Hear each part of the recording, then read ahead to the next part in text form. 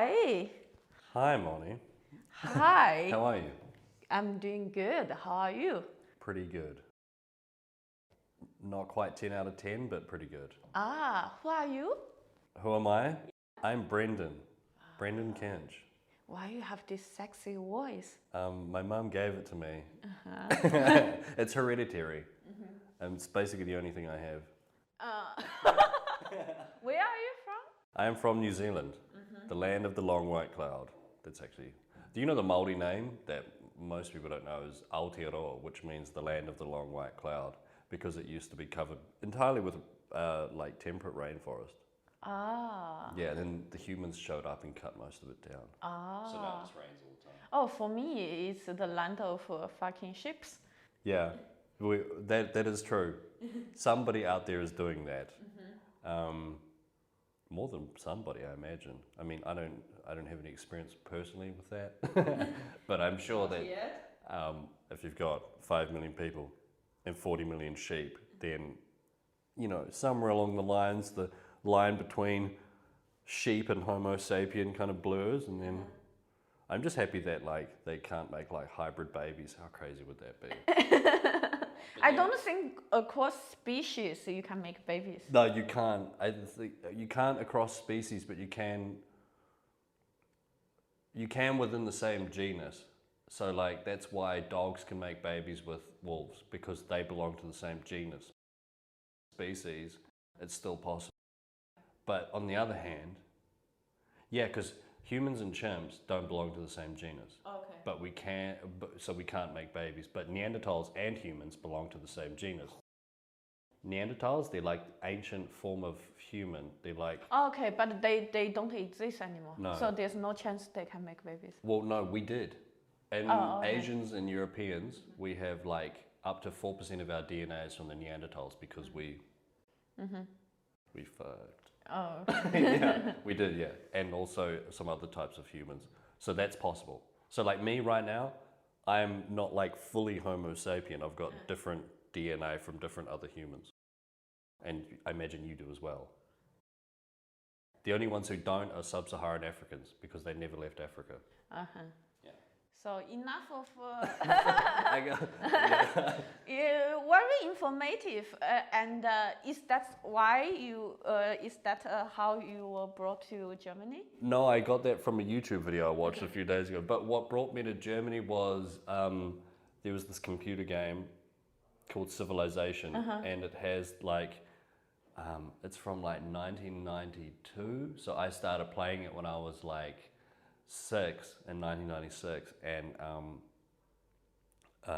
it's got like 16 of the most high-profile civilizations ever, and around about the same, like, so I got obsessed with playing that, and about the same time, my mum took me to the library for the first time, like the city library, and obviously that's before the internet, so I got like hooked on books about like history and culture and like castles and how humans migrated around the world. And because in New Zealand most of the people are immigrants, so they all come from other places. So, but on the other hand, New Zealand is at the edge of the world. It's like basically the furthest country. It was one of the last land masses that were ever settled by humans. So it's like way in the middle of nowhere. So you can see the outside world through like TV and books, but plane tickets are really expensive and you just have to daydream about it. So I just became obsessed with the outside world, and because my dad's English, I heard some of his traveling stories from the days when he was in the army and stuff like that. And so I got like really interested in it. I always wanted to travel, and I always wanted to like, I thought it was so crazy when I heard people speaking other languages. Like I just, it was just so fascinating. And then I thought, one day I'm gonna get the hell out of here. And I'm gonna go explore and meet these people, and like, I always wanted to like learn another language. So when I was like 22, I started traveling. So I traveled for like 7 years, where I just basically like, I lived in Australia and I would just save money, because you can make a lot of money in Australia doing really easy work. And then I would just like buy a ticket and go traveling. So I was wandering around Australia and I met this German guy, and we became like really good friends. So he invited me to Berlin, and he was like, "Come to Berlin, it'll be awesome." And then I showed up in like July of 2014, and I had the craziest summer of my life.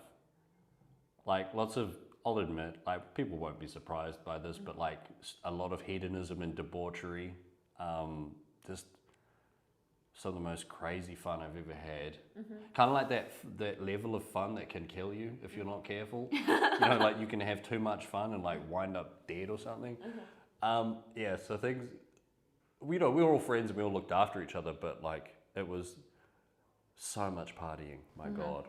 I remember the first time I went to Berkheim, my friend was like, yeah, it'll be fun, come along. And we don't really have clubs in New Zealand. Oh. Or like they exist, but it's not the same thing at all. You know, it's like a really crappy bargain bin version. So we're at Berkheim, and I remember seeing like the line, and I was like, why are there so many? There was like literally like 400 people lined up to go into this club, and I was like, is it really that cool? And my friend got me in on the guest list, and I didn't even, everyone was like, everyone I've told this story to, like all the other travelers and club people, whatever, they were like, wait, the first time you ever went to a club, you were on the guest list at Berkheim? And I was like, Guest list? yeah. Oh. Yeah, and I wasn't even really aware of what it meant. I was just like, oh, it looks like we're walking past the whole line. Like I was painfully naive. And yeah, man. And then that's why you stayed? Yeah. So I fell in love with the place, and then because I was on a tourist visa, it expired, and I had to I went back to Australia. And then I started learning German with like Duolingo, and like I had no idea what the hell I was doing. It was basically just self-taught. And then it took like 3 years to get to the point where I could kind of fumble my way through a conversation. Like it was straight up painful. Yeah, but I was always curious about the other cultures of the world. And New Zealand is painfully boring, to be honest with you. Like if you don't like the great outdoors, then you see people who are like 27 acting like 50-year-olds. But they have good outdoor landscapes, right? Yeah, they do. Yeah. But the problem is that when you have to work like a 40-hour week and do like the normal things that people have to do, you can't really get the most out of it unless your job is based around tourism or something like that. We never really talked before. We met each other at the Berlin comedy thing. You are a comedian? Oh, surprise! Yeah. And then you came to my storytelling show. You told a really crazy, like OG story. And you were like so excited. You were like, I just come out from 6 months of depression. I'm happy to see the world. And I was like, wow, amazing, come to my podcast. Yeah, I actually was told about your podcast from my therapist. Really? Yeah, because he's involved in this, oh God, I can't remember the name, but there's like this thing that you all have, that all these people have to give these therapists or something, and they put all their information there. It's like some kind of platform. Really bad time to forget the name of it, but here we are. So and he was like, yeah, there's this woman, Moni, and I was like, oh, Moni, yeah, I know her from comedy, what the hell? And then, Your therapist know me? I don't know if he knows you, but he knows of your existence. I'm acknowledged by a therapist? Yeah, because he told me that you were doing this podcast, or that it existed on this platform that he was on, and he was like, yeah, it's pretty cool, I listened to it, and I was like, that's Moni. Fuck! Oh my God! Yeah. Hey, doctor, contact me. Oh, thank you for promoting my podcast. I really thought that my only audience is Franco, who's my friend. Yeah, I can actually give you his contact after the thing, because he's actually a really good therapist. He's the one that helped me dig myself out of this. Okay, hey, doctor, like contact me. Yeah, thank you for promoting me. Oh, I'm so happy I have audience. Yeah. Oh wow, that's amazing. Yeah, so basically what happened was the depression thing didn't really last like 6 months. It's basically been on and off since as long as I can remember. And like so depression and anxiety together. And I've basically been trying to get help with it my whole life by talking to people about it, or like self-medicating with drugs and alcohol and generally bad decisions. Alcohol is very bad for depression. Yeah, for sure, but it takes your mind off the pain for a while. And because people are like, why don't you just face your problems? And it's like, I'm doing that and I'm getting my ass kicked. So I just don't want to feel like shit right now. So what am I going to do? And yeah, so I mean, I've always had this problem. And when you're anxious about things, like it was so bad when I was like 17 or 18 that I would be anxious all the time, and it's like the adrenaline was running through my body all the time. I'd just be walking down the street and I'd just start vomiting in the bushes because I was like freaking out to that degree. And I felt like I was alone with it and no one else felt the same. Since I've gotten older, I've learned that we're all like on the crazy train to some degree. So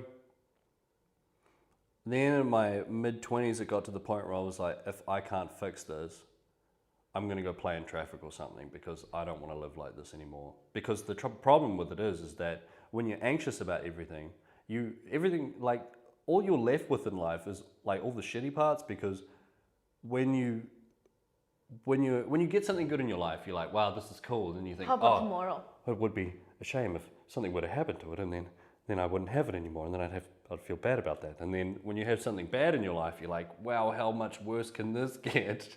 And when you've had a lot of shitty experiences in life, you're like, well, the bottom of the pool is actually pretty deep, and I haven't touched the bottom yet. So what you just said has potential. Write it down. I think this kind of voice can really resonate with other anxious people. Yeah, this voice that, like, I don't know, like, what it's like for other people, aside from schizophrenics, but I have this conversation in my head with myself where I'm trying to understand what's going on. And I think I've invented a character for the anxiety. That's very good. I read a book about dealing with your inner voice. Inventing a character is a very good way of dealing with your voice. Yeah, it allows you to kind of like work through whatever is freaking you out, and then as if you were talking to a friend. Yes, and also because of inner voice, like they are very irrational, very repeating, like say, you're a piece of shit, you're a piece of shit, you're a piece of shit. If you try to avoid it, you try to don't look at it, then this voice will keep repeating, you're a piece of shit. But when you start to give it a look, give it a character, and say, okay, why you say I'm a piece of shit? And the other voice start to describe, and do you like, I don't think you are rational. Let me try to talk with you. Then the more you talk with this voice, the more you realize what the statement they claim is not rational, then it's good. But when you don't talk with them, they just keep repeating, you're a piece of shit, you're a piece of shit. And then over time it becomes a fact. It becomes a truth. And it's always like this in the background, like you're trying to go through the day, and there's always this. And then there's also a very good advice. They say make a character about it, and joke about it, and make joke with it. And the more you ridiculate it, the more you joke about it, the less credential the voice has, the less you fear, this voice can control you. It's just like. For example, have you watched Scary movie? Yeah, but a long time ago. Yeah, like for example, like a scary movie, when the deaths come out, like you can choose to be scared, you can choose to avoid, but you also can choose like smoke a joint with it and make fun of it. And once you smoke a joint with death, then you don't afraid of him anymore. Man, remember the scene? Yeah, when you stop giving it like so much power. Yeah. Like. Because your mind comes up with these crazy scenarios, and if you believe every single one of them, life just becomes this never-ending nightmare, and you lose control quite quickly.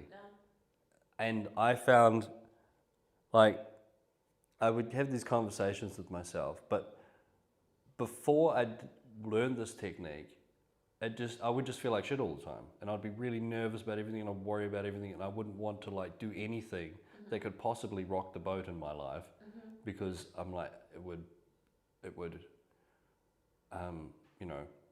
it has the potential to make everything worse. So, but eventually when I like sold all my stuff and went traveling, I was like, I'm gonna face this fear, and maybe that will be the way of fixing it. If I fill my life with as much chaos and unpredictability as much as I can, this will fix it. It didn't work. It just made it worse. So I had all this like, it just got stronger and stronger, and then, yeah, and like depression kicks in because you don't really you don't want to get out of bed. I'm tired of being awake because when I'm awake I feel like shit, and it happens all the time. And then people give me like this advice, like I was thinking about this a few days ago, and people have told me two things which are the most common thing throughout my life when I've told them my problems. They've told me it could be worse, or look on the bright side. And I'm like, the whole like it could be worse, I'm like, this logic's bullshit. Would you go to a slum in India, find some homeless kid with like a raging glue addiction and be like, hey man, you know, you could be a child soldier in Somalia right now, so maybe you should just take your problems and fuck off. You know what I mean? Like, is that where you're gonna go with it? Like, people's problems are valid. Like, I'm sitting here and I'm like feeling like shit for years. It's not like I just made this up because. When is the first time would you realize, oh, maybe I'm depressed, or maybe I have issues? I was about nearly 11. 11. Yeah. And it's like you realize it, or your parents told you, or? No, I remembered having this feeling of being like, I remember thinking like, everything's really stressful. I'm constantly worried about what could happen in my life. And everything just looks bleak, and it just looks, because I think like after my parents split up, things in my life got pretty crazy.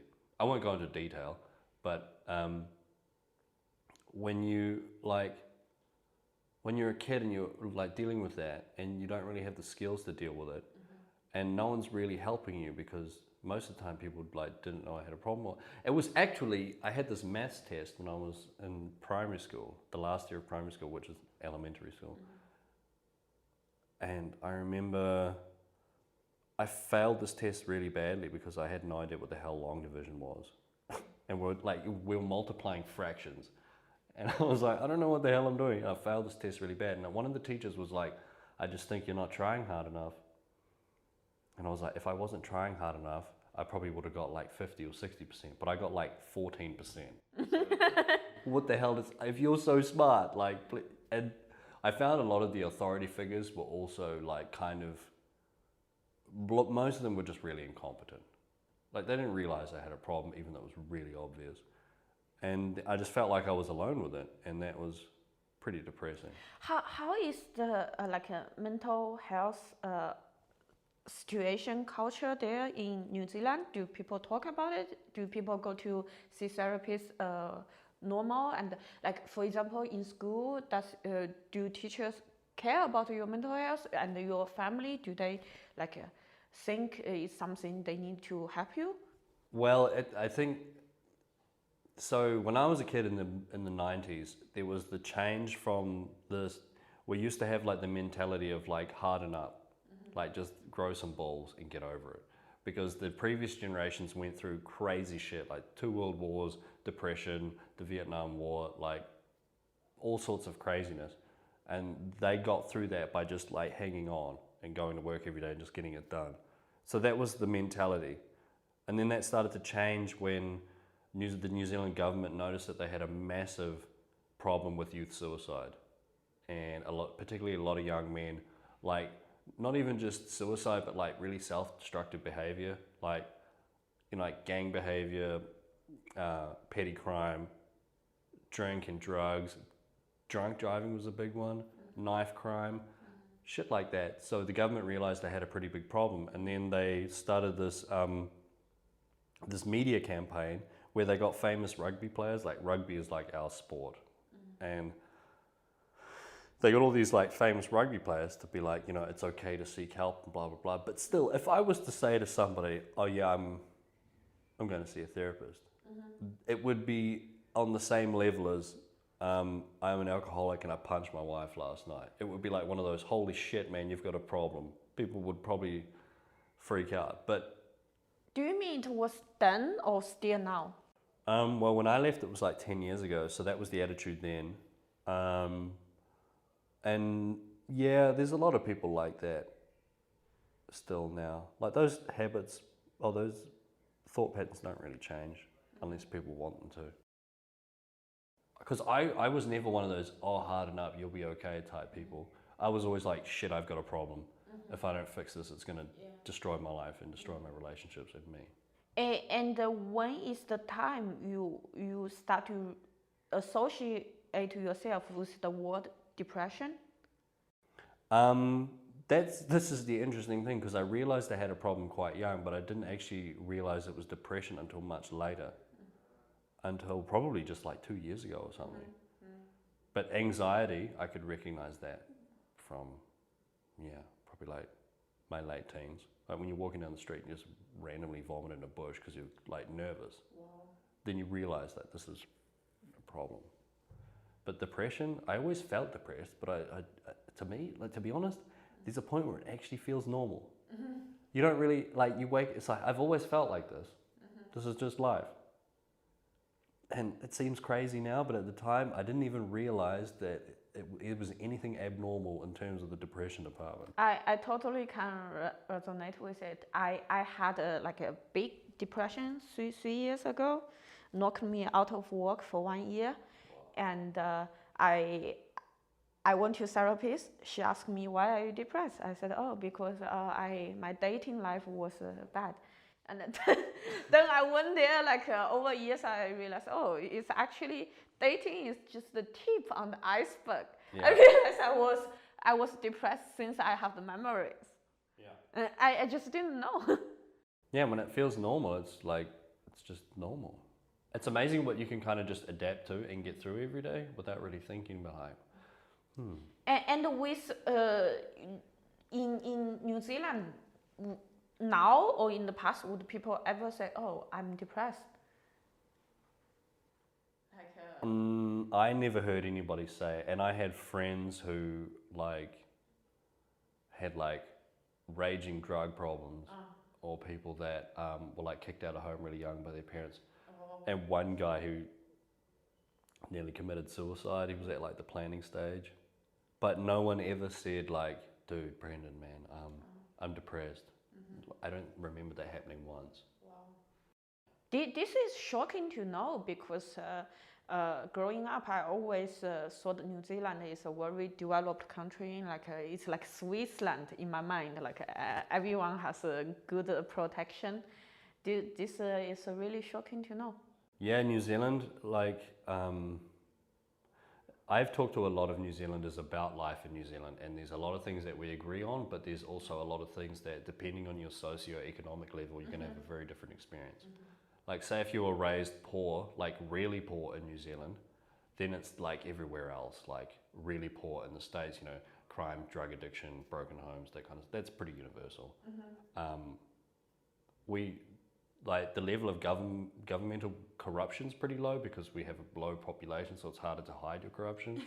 So, there's things like that which are good, and we look after the environment to a degree, but there's a lot. I think the thing about New Zealand is that, like I've said before, half of our economy is based on tourism, and we also get a lot of money from foreign students. So we don't really want to scare anybody off.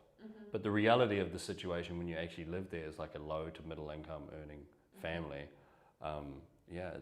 It's not that good. Cost of living's pretty high, and what you get for your money's not that good in terms of housing and whatever. Wow.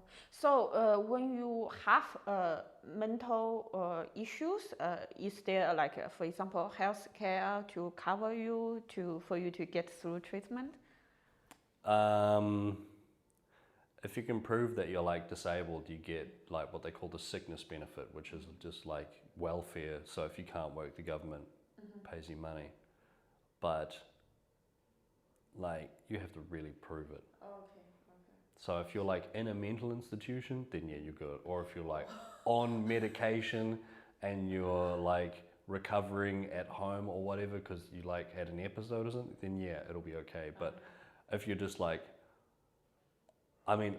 the other thing is most people don't really try to even engage with these services, because even admitting that you have a problem is like really hard in the first place. So it's not a society like not yet like maybe Britain or Europe that are a bit more open on this topic. Yeah, well, I mean, from what I've seen from people, I don't think so, because it's sort of like things were this whole like just get on with it, just do what you have to do and get through the day thing. That mentality's been handed down because the original like European settlers who arrived in New Zealand, the ones from Britain and Ireland, there were these companies there which sold parcels of land. They were like, yeah, dude, I've got this sweet parcel of land. You basically just have to show up, build your house, and you're good. It turned out to be complete bullshit. By the time these people got to New Zealand, this parcel of land was a forest. So they had to cut it down. And they're like big tropical hardwood trees. So it was like crazy job, and people were like dying. They get like dysentery and people having like miscarriages on the boat on the way over. Like it's brutal. And then so they're doing that, and then they're having wars with the Maori and the native people, and then there's the First World War. So it's, every generation had like this severe challenge to deal with. So that got passed on down the generations. So even my generation now, so I was born in 1990, so I even feel weird about doing this podcast right now. Be like, yeah, I had times when I was depressed, and I didn't notice how I didn't even say, oh, I would kill myself. No, it was, oh, I'll play in traffic, because somehow like admitting it like that is just this thing you just don't do. What plan traffic? Play in traffic, like I will go and walk in front of a bus. That's what that means. Okay. So, wow, your country has a saying for this, like. we just have like things that we, what is it like? Oh yeah, go jump off a bridge or something like that, or like. Well, that sounds like a wild west, like. Yeah, quite a primitive. Yeah. No, it's. I don't know. Sometimes I think I'm giving like a wrong impression of New Zealand because I grew up in some pretty hard circumstances. But if you were born into like a certain socioeconomic level, that's your New Zealand you're going to get. And the guy whose family is earning $30,000 more a year is going to have a very different experience because access to resources and everything, and the whole like privilege thing.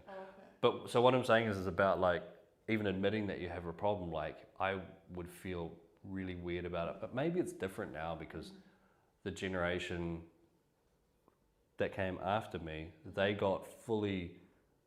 government was like, yeah, if you've got a problem, seek help.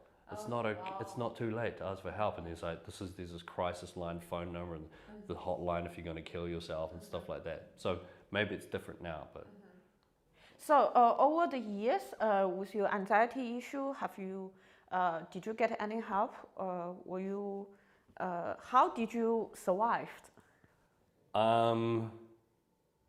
Yeah, how did I survive? Like, how did I get through it?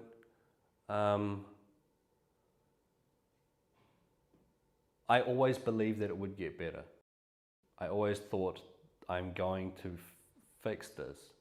That was kind of the key problem in my mentality. I thought it was something that had to be fixed, but it was basically, I had a very difficult relationship with my past in childhood. But what actually got me through was I would constantly arrange challenges for myself. Like for 7 years, I would come to Europe, spend all my money traveling and stuff, then go back to Australia and have like $80 in my bank account, and then race myself to see how fast I could get a job.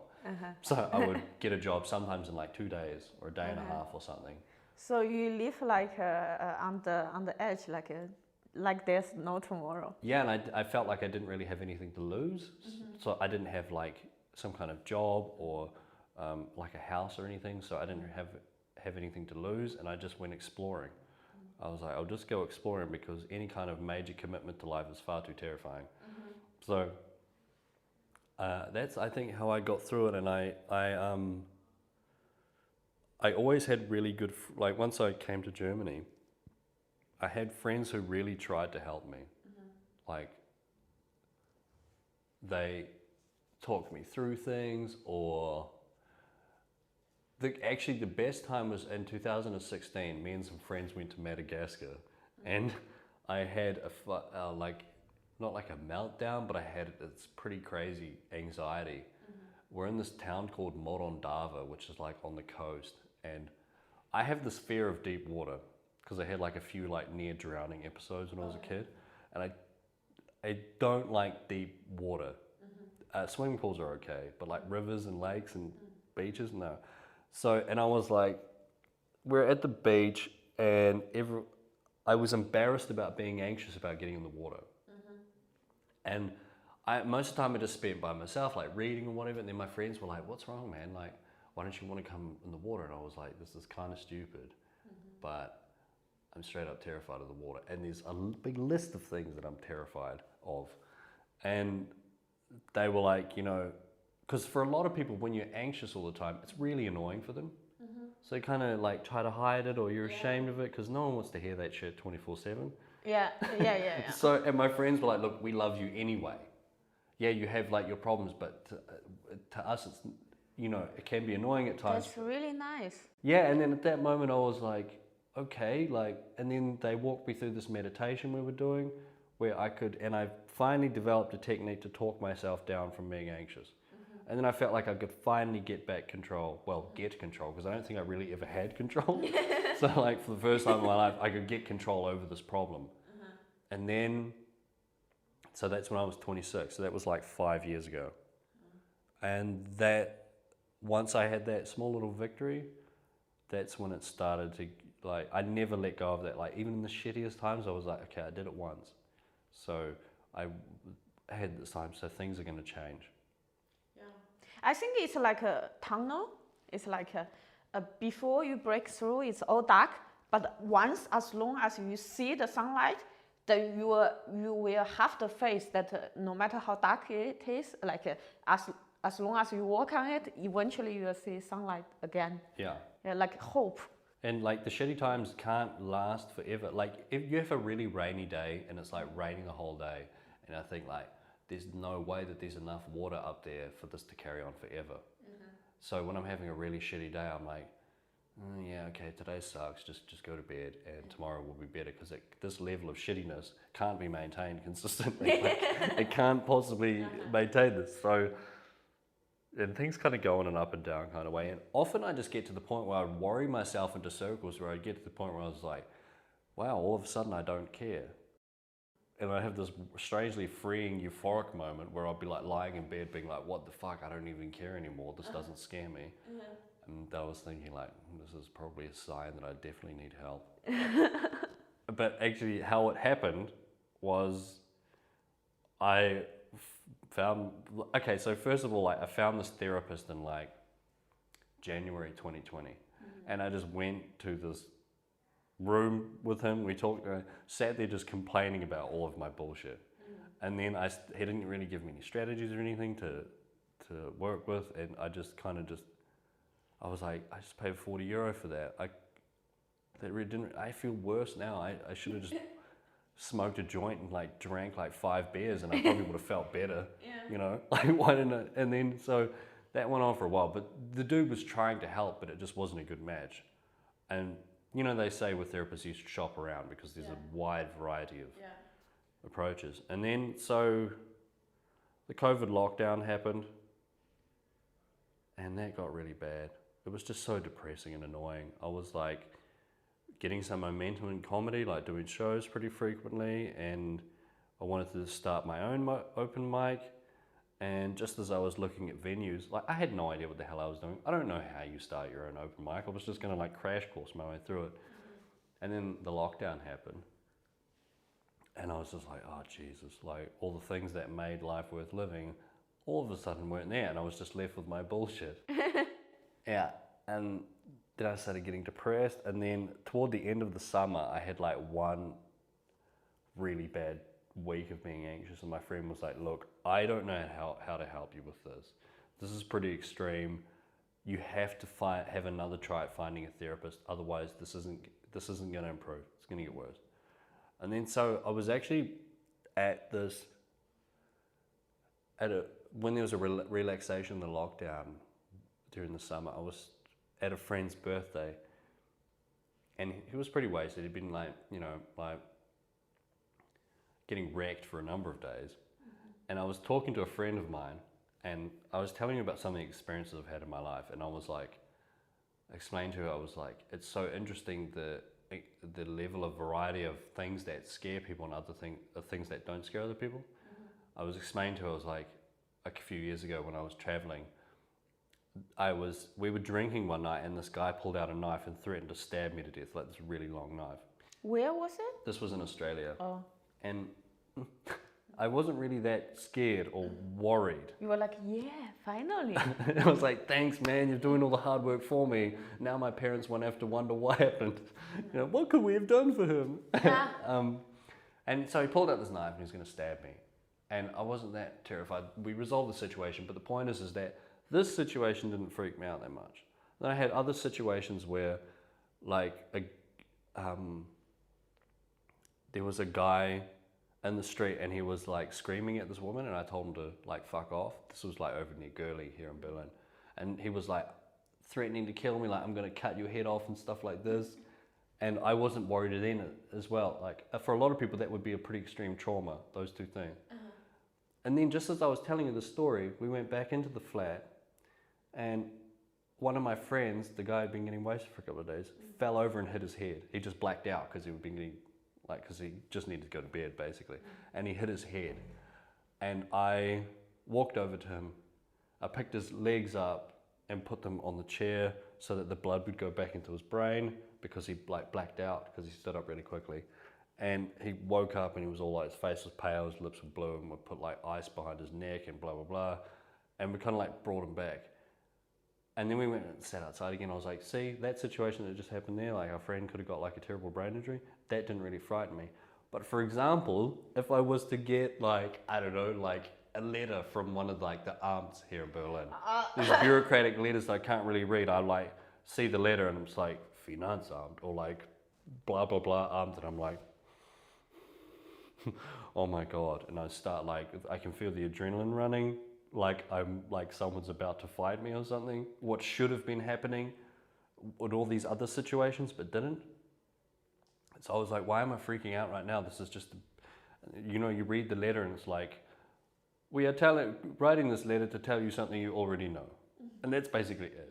And then I was like, why am I freaking out? Like, I'm having a full-on like fight or flight response here. What the hell is this? And then she was like, oh, my boyfriend's a therapist. Maybe he can help you with that. And then that's how the whole thing started. Oh, okay. Yeah.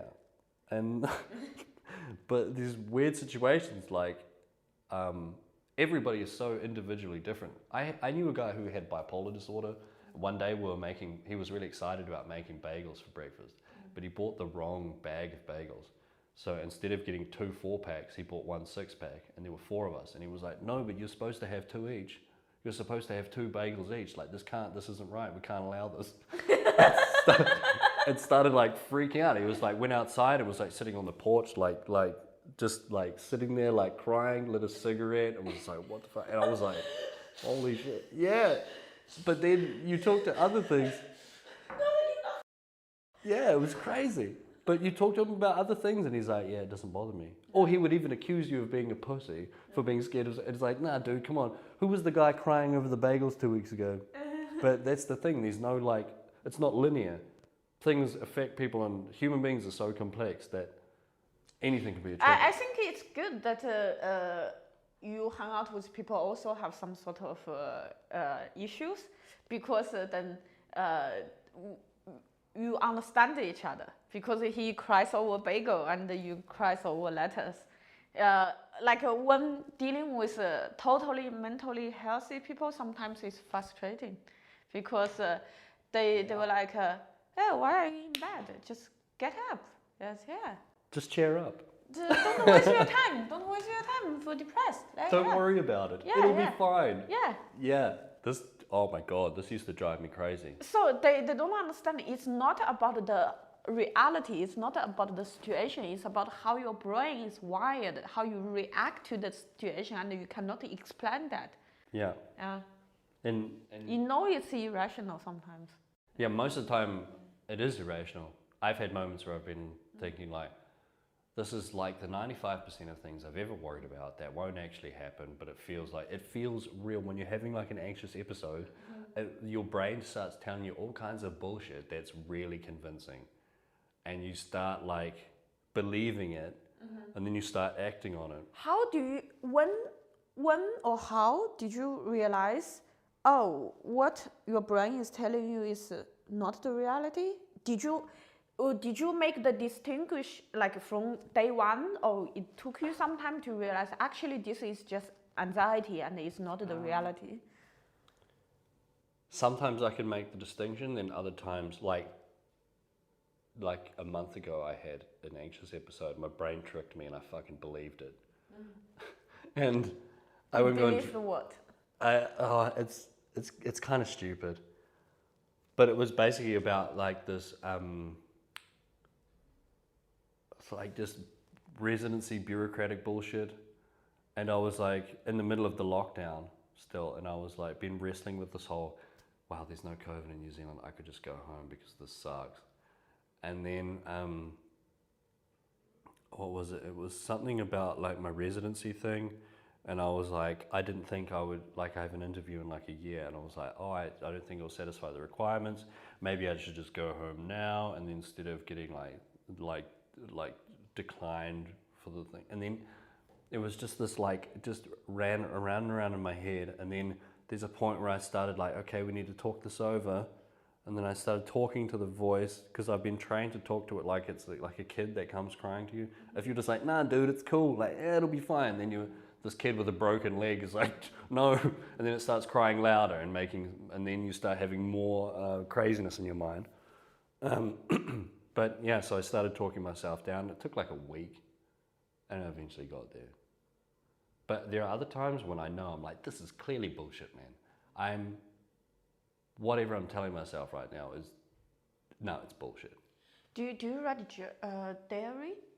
A diary? I've been recommended doing this, but I don't know why. But I don't like it. It really helps. Like I don't write like a journal. I write morning pages. It's similar concept, but I like it better because when I think about writing journal, it's like, oh, what I did, I needed to write a coherent story or whatever. And I think that's very stressful. And with morning pages, the concept is similar, but it's a stream of consciousness writing. So you don't care about the outcome. You just write whatever comes to your mind, the first thought in your mind, and you just write. And in the middle of a sentence, if your mind wanders, then you write something else. And the only requirement is that every day you need to write 3 pages. I think it's way less, of a requirement you can, it's an easier requirement for you to overcome mentally to start it. And I feel it's really good for dealing with the voices. Because when you write, you're like, yeah, I'm thinking this, but is this really true? Why I'm thinking this? Yeah, and it helped me a lot. I think that I should probably start doing that, because I've had times when I've messaged my problems to my friends about what I'm freaking out about, and then I've read the text message and be like, really, man, this is complete bullshit. Yeah. This is a total fantasy I've made up in my mind. And this is ruling my day right now, and then tomorrow it'll be some other bullshit. Yeah. With morning pages, you are not even supposed or not even recommended to read it. You just write it, and then close it. Don't look at it. And I'm doing this for 3 months now. I really can see the changes in me. And I also recommend it to my boyfriend. He doesn't have mental issues, but I could see like when he writes it, his mood during that period is way much better. Oh wow! Yeah. So is it like just a general reduction of the white noise? Yeah. It's basically like there are some thoughts in the back of your mind, and keep running the program, keep running, and when you write it down, you dump it like a trash, and then it's not in the back anymore. Yeah, I should definitely. Because you have all the voice, so I think probably it will work for you. Yeah, for me it's like this internal monologue Yeah. that just won't shut the hell up. Yeah. And then it has arguments with other internal monologues. Yeah, if like every morning you write the monologues out, then probably you can feel lighter during the day. Yeah, it's kind of interesting because on like a day-to-day basis, I feel like good for the first time in my life, like consistently good. I wake up in the morning and I'm like, oh, before it was like, shit, I'm awake, how to dodge today's problems. But now I'm like, oh yeah, cool. I wake up today and I have this, and this that I should do, and I can go and do that. And then this will be nice. And then I'll sleep again. Oh, I'm so happy for you. And like, it's pretty sweet. Like, I don't feel like shit all the time. I like felt like shit every day of my life until recently. And then, yeah, like. I have a question. You said you didn't realize you were depressed until like 2 years ago. What happened 2 years ago? I started to realize that there's something more than anxiety. Like, I had moments where I felt terrible, and I was like, I've had this feeling for a while, where I just feel really sad about a lot of things, and that's not anxiety, so what is it, and why do I have it all the time? And also, I had this habit where I didn't really get out of bed in the morning. So like, even if I'd had 8 hours sleep, I would still find a way of staying in bed because I didn't want to be conscious. That's a very bad habit for mental health. Yeah, and now I just sleep like maximum 8 hours, and I just get out of bed and like, okay, I slept, I do stuff now. So I think that was the point I realized I was depressed as well, because I saw other people who had depression and they described their symptoms, and I was thinking, shit, that's actually, I can relate to a lot of that list. And then I thought, shit, this is what it is. Yeah. I think I like to talk with people about their mental illness or their issues, this kind of, how do you say, aha moment. I have this. Yeah. And it's kind of like, it's a very positive experience, because once you realize, aha, that's what I have, then following the solutions. Because when you don't know what's the issue, then you don't know how to fix it. Yeah. And I think one of my favorite aha moment is one of my colleagues, he told me in the past he was a alcoholic, and he didn't know it until he went to his first AA meeting. He's like, wow, everything makes sense now. Then he finally able to piece everything together in his past. And he's like, wow, this is the best, how do you say, revelation in his life. And everything makes sense from then. Yeah. Because he just doesn't understand what's going on. Yeah, and it's crazy because people think that, oh, if you're depressed, you must definitely be aware of it. Or if you're an alcoholic, how could you not be aware of that? But it's very hard to know, especially like for people who's depressed since childhood. We never had anything else. How do we know it's not normal? You just think that that's normal life. And you often gravitate towards other depressed people because you have that in common and you have the same worldview. Yeah, because so you don't really realize. Yeah, because you are an energy sucker when you're depressed, and all those normal people, like they were like, I have better choice. Yeah. And only those people who are also energy sucker, they stay with you. And you can't relate to like normal people. Yeah. They're like, oh yeah, I woke up this morning today and like everything was cool, and then I went and did some yoga down by the park, and it's like, what the hell are you talking about? It just sounds like Ned Flanders or something from The Simpsons, you know? You're just like, what reality are you living in?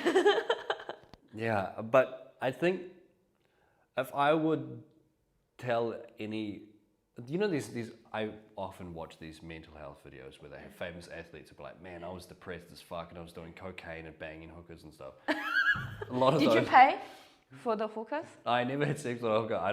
I do take donations, but I don't believe in paying for sex.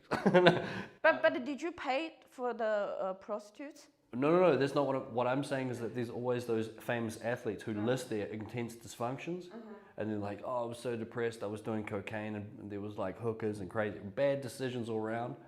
I watch these videos, and there's always the part where the guy says, this is what I've learned. So what I learned from it and what actually the big breakthrough was for me, you know how I said before that people say, always look on the bright side? I'd struggled for years with what that actually means, and from my perspective, it means if you can gain some meaning from the suffering, then the suffering's not pointless. And then you can work out what good you got from the suffering, and then you can turn it into like a good thing. Like, for example, I was always like, I had a difficult childhood, and I always thought that it kind of like corrupted me or whatever, or it made me like there was something wrong with me that wasn't fixable. That's why I felt that way. So I always looked at it as a negative thing, but what my therapist helped me realize is actually these crazy experiences that I had was like this really difficult training, and these hard times that I went through, they gave me all of these benefits. Like, for example, I moved around a lot when I was a kid, so I had to say goodbye to my friends often. But now I have this ability to make friends, which I built this ability during that time. And now as an adult, I have like hundreds of really good friends in multiple countries, and people really love me and they want to be my friend, and I'm never really lonely. Then why were you depressed? Everything's fine, man. Like, no, I was depressed because I was worried about everything all the time, and worried about how my life could be ruined. Yeah, it's how you process the information. Yeah. And then there are these other things that came from this this really difficult time, and it allowed me to see that actually this may have been one of the best things that happened to me. There's nothing actually wrong with me, and I truly believed it. I was like, I'm actually fine. Everything's just fine. There's no real problem. I'm good. Your therapist sounds really good. Yeah, it was the thing that changed my life, and now I'm sitting here. I'm like, man, like this was the number one issue for me. For my entire, it was like this handicap, you know, it was like being in some sort of like mental wheelchair or something. And now the problem's basically solved, but it wasn't because I had this attitude I had to fix myself, but then it was more about, the therapy was more about getting to know myself better and finding out the good things about myself that I really love and what other people love about me. And that allowed me to make peace with the past, and then there's like this, for me it was as if the greatest analogy is it's like there's a civil war going on in your head. And normally in a civil war there's two or more factions, and one of the factions are not being heard. They have this grievance with the government, like me, and they're not being heard. So they do all that they can to make as much noise as possible to get you to the negotiating table with them and to talk it out. And that's basically the whole thing. But when I finally sat down with these like unresolved issues from the past and could see them for what they are and how the positive ways they affect me, the war was basically over right there. So when I do have freakouts now, they're much more isolated. Like I had the first one in 6 months, like in May, and now I'm good again. So we'll see what happens. But I'm not freaking out to the same degree and not to the same depth. So it was just basically with making peace with these things that happened. And now actually, this sounds crazy, and I say it to people, and I truly believe it, but I think honestly that I am privileged in a way that most other people I know are not.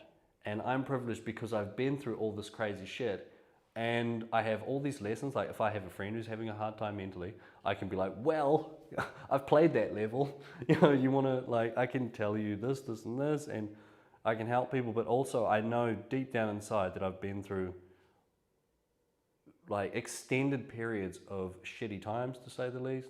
And I'm still here, and I'm not bitter and twisted, and it didn't destroy me. And I'm not, you know, I'm not like some crazy drug addict yelling at people on the S-Bahn or something, you know. So it could have really probably gone at one point. Mate, there is a lot of days I can't remember. Fuck. Yeah.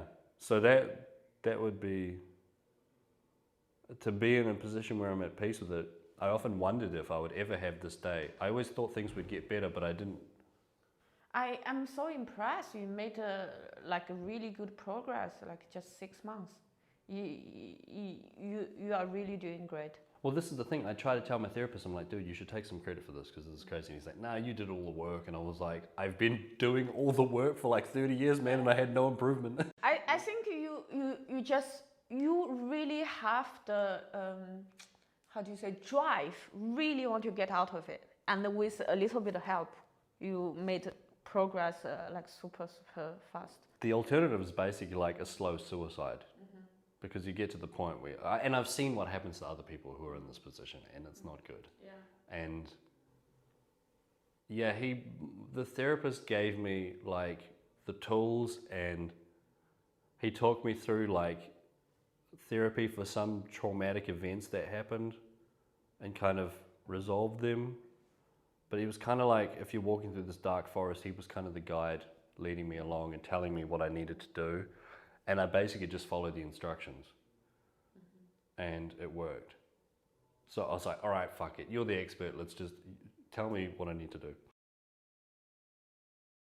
And I totally resonate with you. I have a very dark childhood also.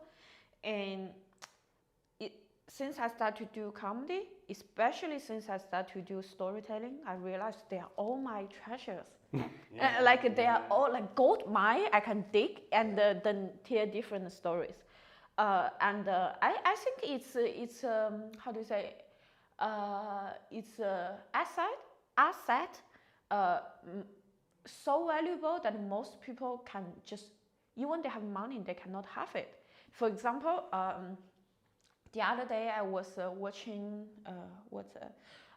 watching some like a rock concert, and then I realized, when you are at like a festival, like everyone singing together, and this kind of atmosphere is really energetic, really good experience. But then I realized I never had an experience like this because I grew up in China. We didn't have such thing. And then 10 years ago, I came to Europe to study. I was super lonely. I had no friends because I studied in business school. Everyone was posh. I was super poor. And I had no friends. I often don't talk with people for days, and then I live in a basement, and then there's no there's a language barrier. I lived in Netherlands, so I was so isolated. I was so sad, and I was thinking, how can I make me feel better? How about pay 200 euros, go to a rock festival alone with no friends in amount of rich white people, and then I feel better and I feel connected. Then I end up like a little bit overdose on ecstasy and puking, and end up with a group of random people, and they are all toxic with each other and have no place to stay. I went to this rock concert, this festival. I decided to stay 3 days, but I didn't have a tent. I didn't know how to camp. Oh my and I God. didn't have anything with me. And in my mind at that time, I was like, I figured it out. I will make friends. So I never feel so lonely. Like, it's like I literally with thousands of people, but I feel so tremendously lonely. I had no money to buy all those festival food, and I have like no people I know in this festival, and I was like paid 200 euros. I come here, I want to make friends, I want to have a good time, but I end up crying, overdosing, puking, and this was horrible. It was so horrible, and. And like a week ago, I was watching TV. I was like, this made me realize how isolated, how lonely, how sad I was. And I realized that's why, for me, in my mind, a rock festival is the last thing related to fun. And then I was watching this documentary with like a Queen and their new member, and the amazing story, how cool, like everyone singing together. Then I realized, I had this horrible experience. But I'm the director of my own story. I can change the narrative. I can buy a fucking ticket and change. and to fulfill the dream I couldn't have 10 years ago. I can make rock concert a good memory, and I can treat myself again to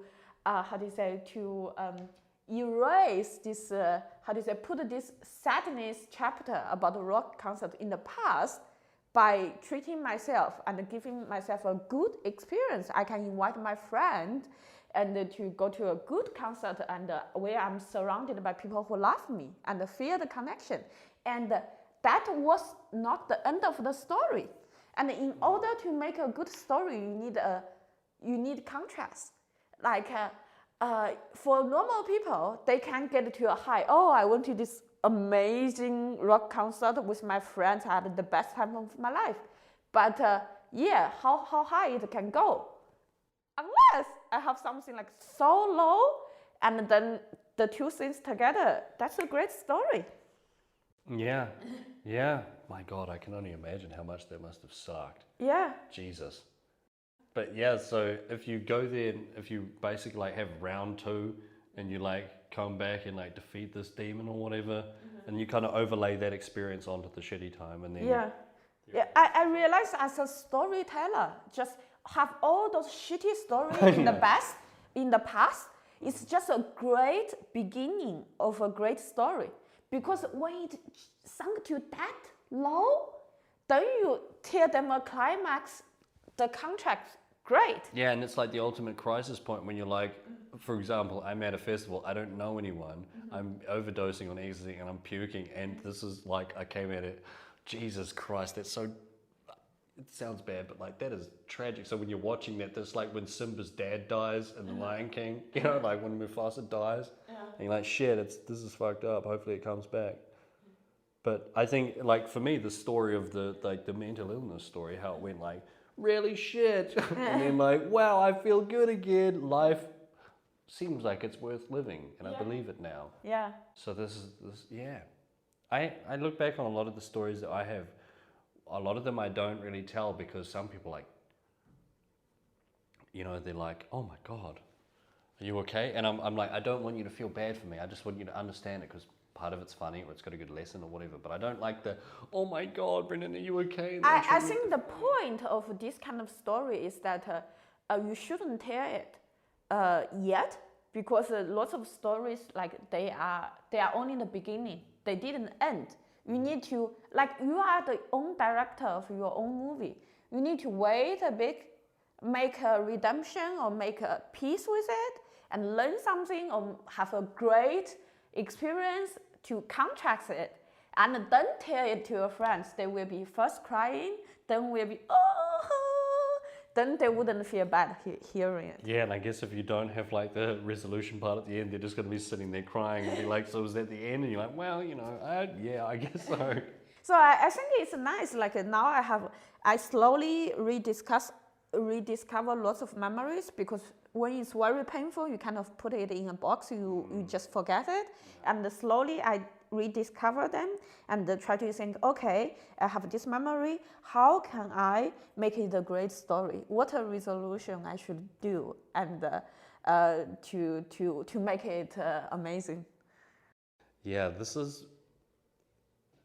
it's quite hard, because you really have to examine a lot of the things and like, you know, go through these shitty experiences with a fine-tooth comb, but when you finally get to the point where you're like, haha, I've converted it into gold, like this feeling's great. And you know, when you can make the resolution and when you tell this story, I'm doing this storytelling show, you know, right? I kind of feel I'm like a god. You know, I want to share this with you. During this episode of depression, I become spiritual. It's basically one day I was taking acid, and then I was puking, and I was watching Frozen, the movie. And when I was puking, and all I was thinking is, Frozen is an amazing movie. I'm a woman, I love myself. And then I was like, wow, this is really funny. Like a Chinese girl high on acid, puking and shouting, I love myself, I'm a princess.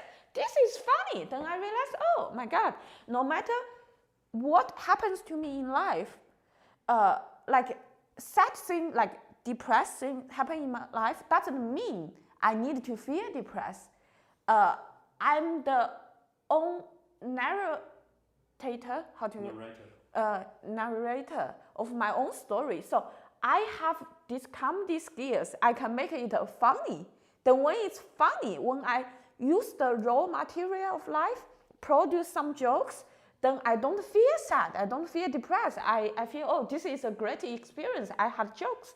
Then suddenly it kicked in me. I was like, I feel like God is part in me. Like God gives me these skills to create, to change the narrative and to inspire.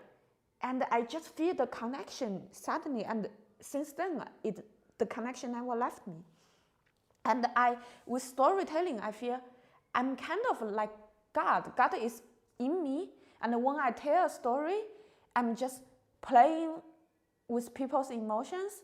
Like I always, many stories, like they cry, they laugh, and they feel miserable, they feel sorry. And then suddenly I put them out of it, and then they cry, and with their nose water in their mouth, they were like, it's funny. And then they leave. You realize their whole emotion was purely played by my words. I'm like a conductor of emotions, and this feels amazing. And without all those shitty things happening to me, I wouldn't be able to push them into this like crying point. Then the laughing, smiling point wouldn't feel so good afterwards. So I kind of like feel what you said. The things happening to us all have a purpose. It makes us stronger, and as performers ourselves, it's an invaluable asset. Yeah, and that is like the meaning in the suffering. Yeah. And the other thing is that it helps. Everybody has like their own little like interpretation of reality, but when you can bring people together and make them kind of feel the same things, like together, then it like proves the bonding of the group. And yeah, I think this is why I love telling stories, because you realize that they're everywhere. Like everything that we have, how we understand reality is there's a story of some kind. Oh, Yes. like, oh, there was the Big Bang. That's how human evolved also. Like we didn't have how do you say, a written language. We pass on information, pass on our culture by telling stories. Yeah.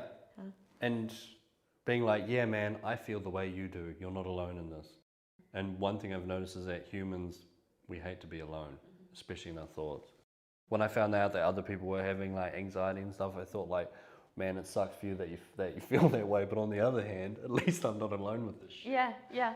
And I think with all the bad things happening to us, I think I feel our work is extra meaningful because we are not just joke tellers. We convey message. We make people realize they are not alone. And for example, if we can, or me, for myself, if I can tell a story and some people realize, oh, I'm not weird, and this is not my fault, and it's normal. Yeah. And encourage someone to go to see a therapist, then I feel, oh, my life is meaningful, my work is meaningful.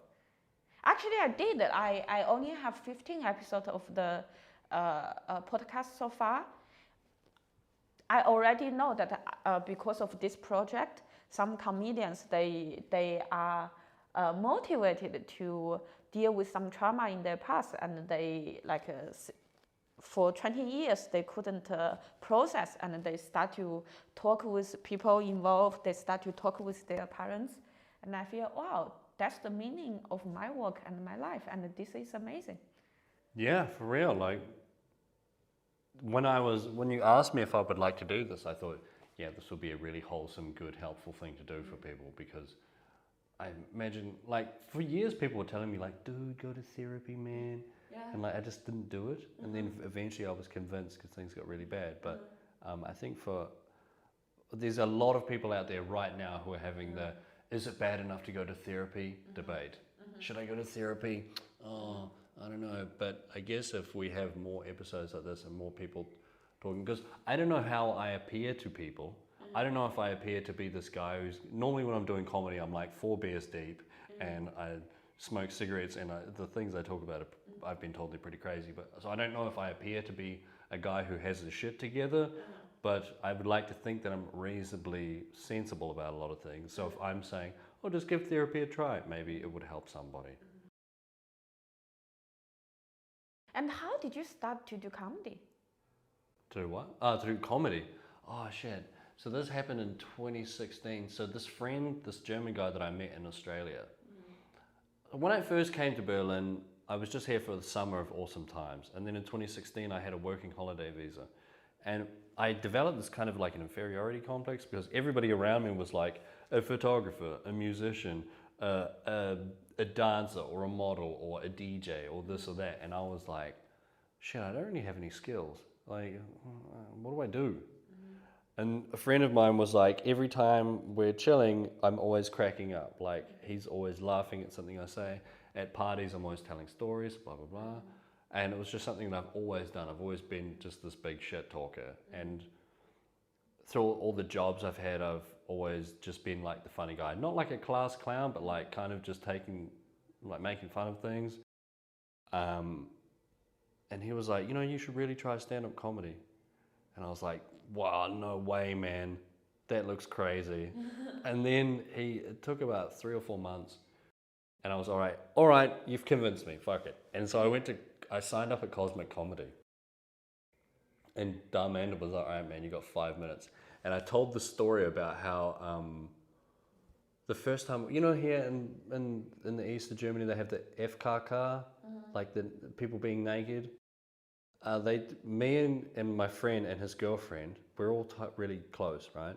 We went to this lake and we're running toward the water and no one told me anyone was going to get naked, right? And I wasn't expecting this at all. And for me, in my culture, nakedness is generally like, A, you're a kid, or B, if you're an adult, you're either at the doctor or there's something sexual going on. It's basically those are your options, right? So you don't have like a naked beach there? We do, but it's like a naked beach and a lot of people are like, yeah, they're kind of weird people. We call them nudist colonies, like a seal colony or something. But so yeah, we went running toward the water, and his girlfriend started undressing while she was running, and I was like, I don't know how to do what the fuck, and I just turned around and ran back to the car. Did you have a boner? No, I didn't. I had like the opposite of you know, sometimes you get terrified and your dick like shrinks back into your body. It was like that, and like they thought it was hilarious, and then so I told this story because. Every time I was at a party, I would be telling the story to people because it's crazy. Like, I'm not supposed to see my best friend's girlfriend's vagina. This is a no-go. You shouldn't be in this position ever. And then I was suddenly in this position. So things like that are pretty funny. Like, be like, oh my God, freak out and actually run back to the car and stay at the car until they get back. Like, this is ridiculous. Like, now I don't care, but at the time. So anyway, I did this story at Cosmic Comedy and then I kind of got hooked on it. Like, first of all, it was just this huge adrenaline rush. Like, I would get home and I couldn't sleep until 4 in the morning. Even if the show sucked and I just failed really bad, I was still like, wow, fuck, I did that. I'd normally smoke like 2 joints and drink like 5 or 6 beers just so I could sleep after a show because I loved it. And then when it went well, or even half well, I would just obsessively watch the video over and over and over again. And I thought like, yeah, like that really showed me that storytelling and making people laugh is the skill that I've had my whole life, but I never really realized that because it was just there all the time. And then this inferiority complex went away as well because I was like, oh, I have my thing, you know? I tell the stories. Cool, that's amazing. And my last question. Which one is your favorite stand-up comedy special? Man, when I was 14, I discovered Dave Chappelle, and I got obsessed with. I watched Killing Them Softly and For What It's Worth. Because this is when YouTube first came out, so someone had uploaded, and I watched both of those continuously. So it would be Both. Yeah, basically both. Wow. Yeah, I remember I just remember how like funny it was and how clever it was, and like because I had grown up watching comedy like Billy Connolly and Robin Williams and Jim Carrey, and I thought that was like cool. But then when I heard Dave Chappelle, I was like, wow, this is the shit. And I remember going to school and I'd memorize parts, and I would stand on this like little like bench seat, and during lunchtime and like recite parts of it to my friends. And every time I see this, I'm just like, man, that was, because I really cracked up to the point where I couldn't breathe. Yeah. And the other one I really love is I really got obsessed with Borat, like the first movie that came out in 2006. I went to the movies and watched it with me and my two really good friends.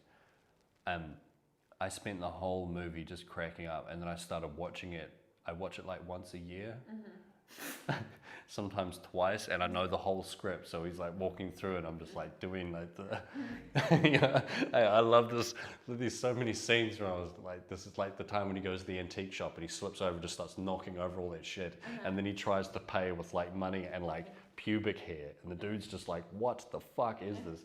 And I think the absurdity of comedy is what I really love. Could you imagine being in that situation? You show up to work, normal day, you got your antique shop, and then this craziness breaks out, and then it just keeps getting crazier, and the guy's like, yeah, I have some the hair, it's 100% human. It's like, what? So I think those two things at roughly the same time, yeah, I just loved doing impressions of people and telling stories, and yeah. I thank you for the recommendations and for doing this. This Thanks is amazing. for inviting me. And thank you for telling me hair doctor knows about me.